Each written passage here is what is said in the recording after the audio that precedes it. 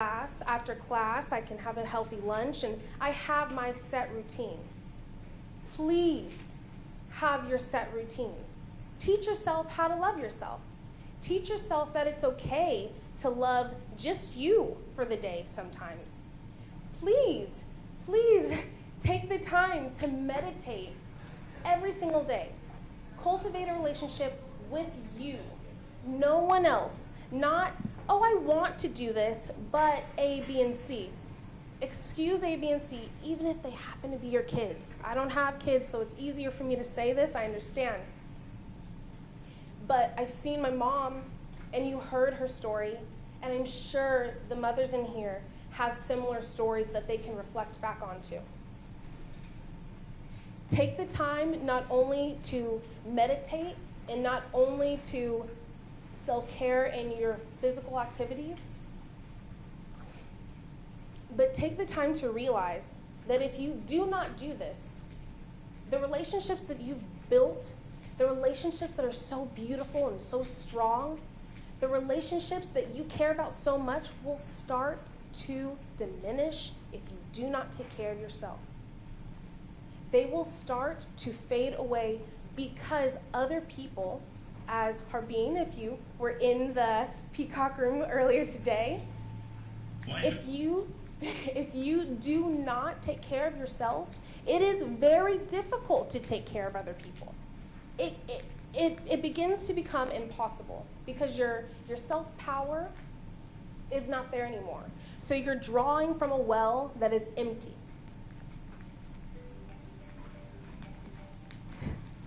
No worries. Now, something that has been kind of a stepping stone for me and made it very easy for me to make relationships with myself every day, to learn who I am and to be proud of who I am every day, is I literally ask myself, like you ask your family, your friends, and your romantic partners, hey, how are you feeling? You can tell when they're sad, right? You can tell when someone's limping. How's your body doing? You know, you're not feeling well. Ask yourself those questions when you wake up in the morning. Literally check on yourself. I do. I wake up, I wash my face, and I look in the mirror, and I say, does your head hurt? You know, like, you're beautiful today. And I say, ow, my knee's hurting. Okay, take the time for myself, like I would my boyfriend. Oh, babe, your knee's hurting. Let me rub it. Let me rub my own knee for a second, because I'm hurting, you know? Let me take the time to focus on what's really going on. Physically, mentally, you need to know what does make me happy, what does make me sad. And certain people, like I was just on a study abroad and we had the awesome opportunity, I thought it was awesome, to have free yoga classes, you know, in Rome. I thought that was cool. But my friend, she mentioned she doesn't like yoga. She doesn't like the kumbaya-ness, she called it. She doesn't like certain aspects of the exercise. That's fine. But guess what? She knows that about herself. Just like I know that I enjoy it so much because it relaxes me. It keeps me poised, as I just realized I was hunching. You know, it keeps me excited about my mornings and my days. That's something that I found beautiful. When she told me, you know, I don't like yoga, I didn't take offense to it. I said, there's a woman who knows what she wants on the most simplest of things. Something so basic, because she could easily think, everyone else is doing it, I'm gonna do it too. My friends are doing it, I wanna have a relationship with them, so I'm gonna do it too. No. When you know what you want, and you know who you are, and you're proud of that, when you self-care every single day, and you truly take the time to focus on that, nothing gets in your way. Nothing stops you, no one tells you you can't, because you know that you can. You already know, I am me, I am right. When you've taken the time to love yourself and embrace yourself, you've taken the time to fall in love with yourself. That's what I learned through my self-care journey. I think that's what everyone needs to learn through their self-care journey, is you are yourself. Fall in love with yourself. Figure out what makes you smile every day, and be okay with what makes you sad. Like my friend with yoga, she apparently can't stand it. I want to share an experience a friend had in learning self-care. This self-care experience helped her find her journey and what she wanted to do with the rest of her life. I think this is one of the most romanticizing stories I've ever heard, honestly. A young lady going into college thinking, this is what I'm going to do. I've known that I wanted to do this my whole life, and it's going to happen. And as you all know, life doesn't happen as we plan it. Never. She goes into college, and family issues started arising. Goes into college, and grades started dropping because of these family issues. Trying to connect with them, trying to make sure that they were okay, probably took a toll on her whole college experience.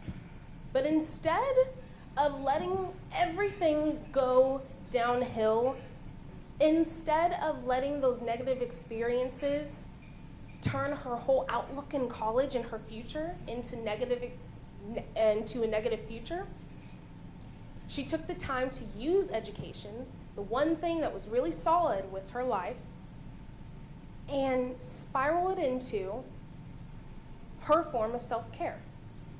She took the time to say, education can help me understand what I want. I'm here, I'm going to take classes in things that I'm passionate about, other than the major that I've already chosen.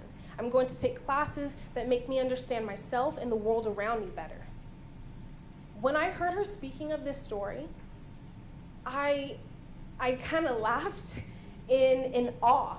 I was like, wow, you literally took something that I would have personally never thought, oh, self-care comes from education, comes from college. That's another huge point I'd like to make today. Self-care can come from any avenue that you want it to come from. Your workplace, it can come from education, as I just mentioned.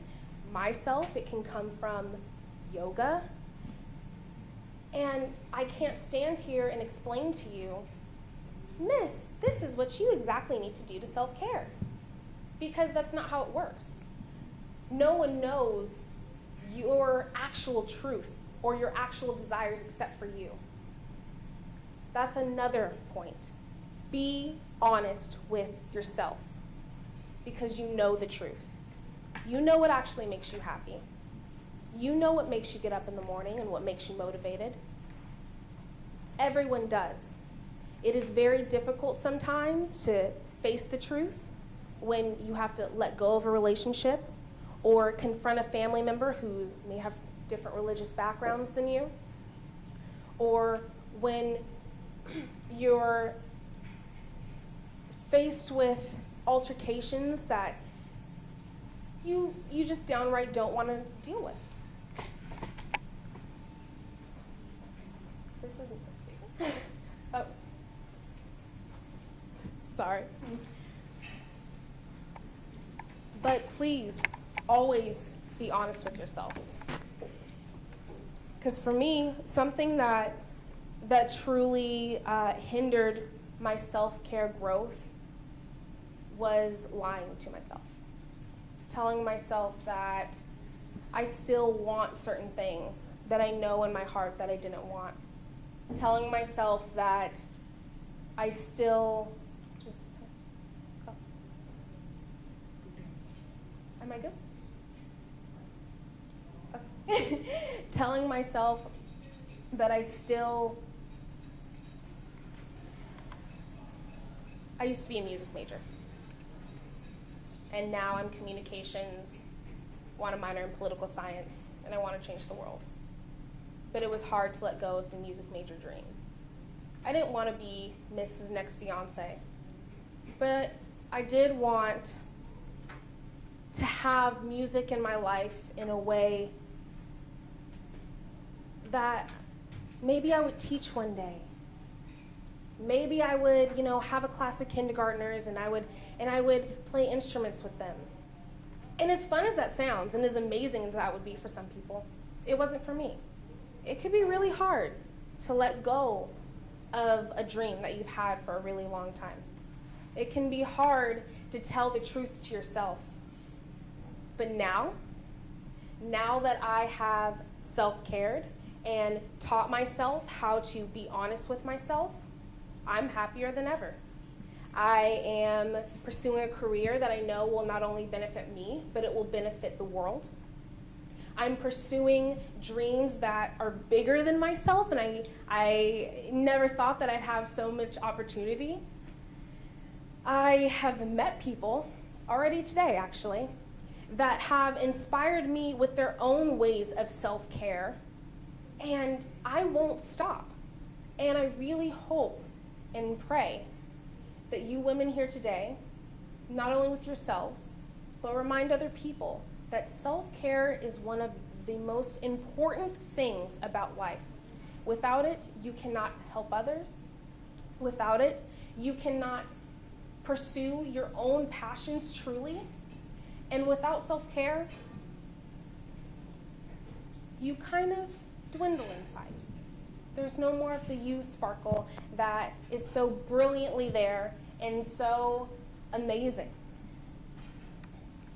I would like to end today with a few main points and just have you women today remind yourselves every morning, look in the mirror, ask, who am I? Am I being honest with myself? Am I loving myself? And truly follow your passions. Thank you. Thank you, ma'am, for sharing your experience and knowledge with us. Now we have Cinta Gonzalez, and she will share her experience with us.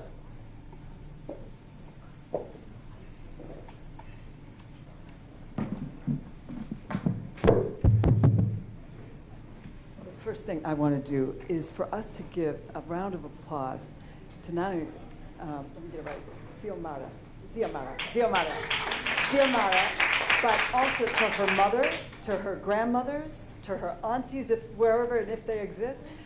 This woman, for 22 years old, I mean, what a gift to this conference, and I'm just so moved. I mean, just you are destined for great things. If you're doing this at 22 and speaking the way that you do, it's just magnificent, magnificent. So amazing. So great, yeah. We'll be, thank you, yeah. I'm going to sort that out. So I just before, I have a PowerPoint that I'll be showing, but before I do, I just want to introduce myself. So my name is Cinta Gonzalez.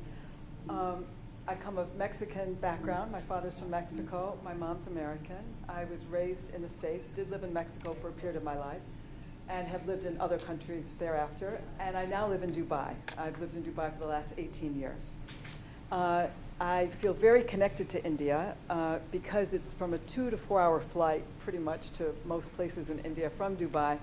I've been many times, and I have one of my very dearest friends, Mahima, who's in the audience that's here, who has been on this journey with me in all kinds of ways, and I on hers. And India is very much represented in Dubai. It's